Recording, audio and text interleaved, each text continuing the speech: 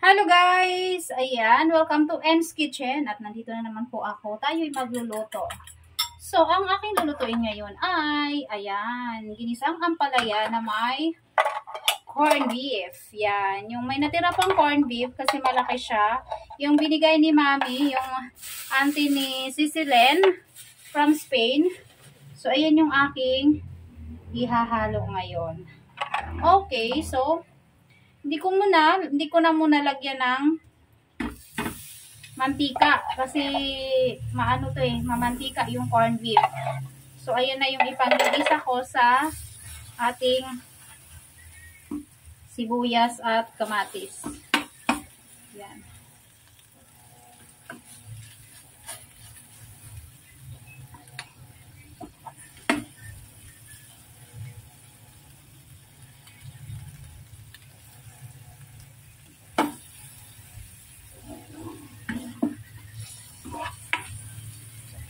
Mantika kasi itong corned beef, kaya hindi na siya kailangang lagyan ng mantika. Tsaka non-stick naman yung ating gamit na kawali. Yun. So, itong binili ko yung kawali na maliit. So, isang peraso lang naman yung ampalaya na niluto ko. Kasya na sa amin.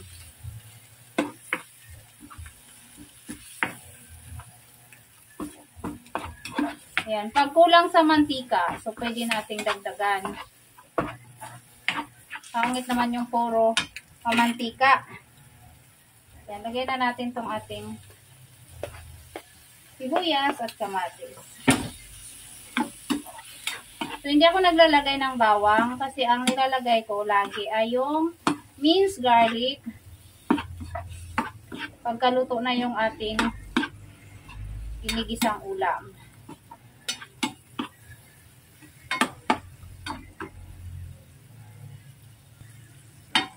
So, gisa lang muna natin siya hanggang sa maluto yung kamatis at saka sibuyas. So, syempre, lalagyan din natin ng itlog. Isang itlog lang.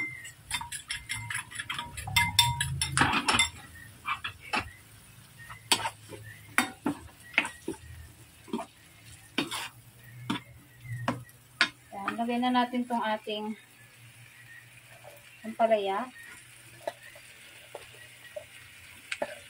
Siyempre, nagugas ako ng kamay ha. Importante yan pag nagluluto tayo. Dapat malinis ang kamay.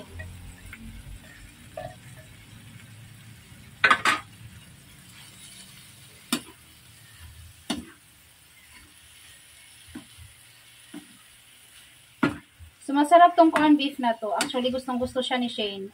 Kasi kakaiba siya ng lasa unlike sa mga natural na corned beef like mga Argentina, CDO, or ano pa man. Ano siya kasi, durog siya. Pero masarap. Gustong-gusto siya ni Shane. So, lagyan natin ng konting asin. Kasi hindi maalat. Timplado naman na yung corned beef pero kulang siya ang timpla pag nilagyan mo na siya ng gulay.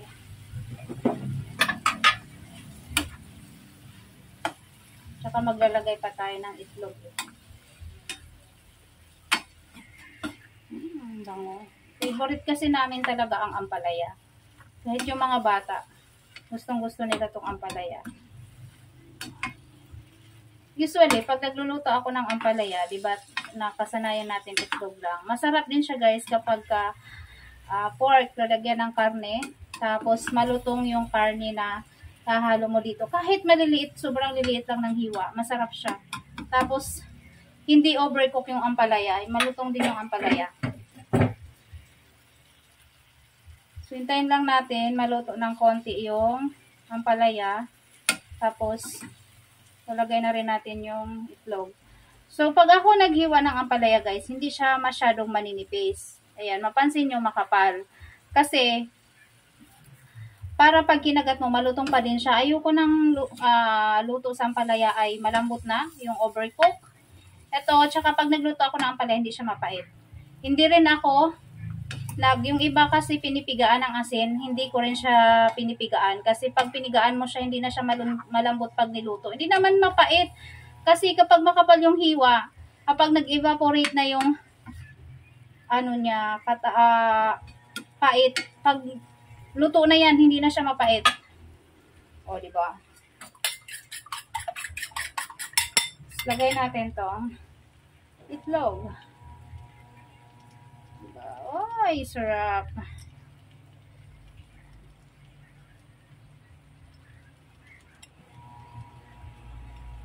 Isang itlog yung nilagay ko kasi isa lang naman yung ampalaya din na niluto. Sakto lang yan kasi mataba siya.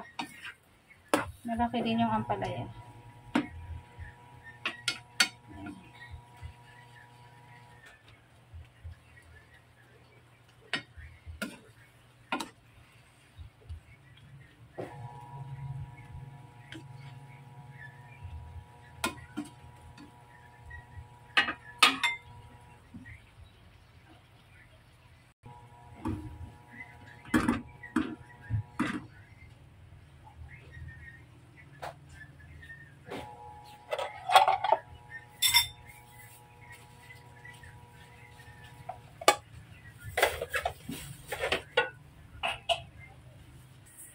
So, yun na siya. Luto na siya, guys.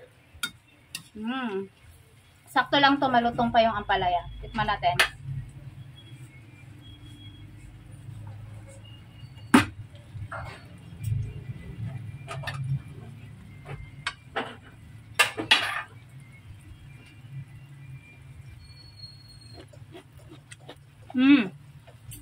Sarap. So, that's it in this video, guys. Thank you so much for watching. Bye!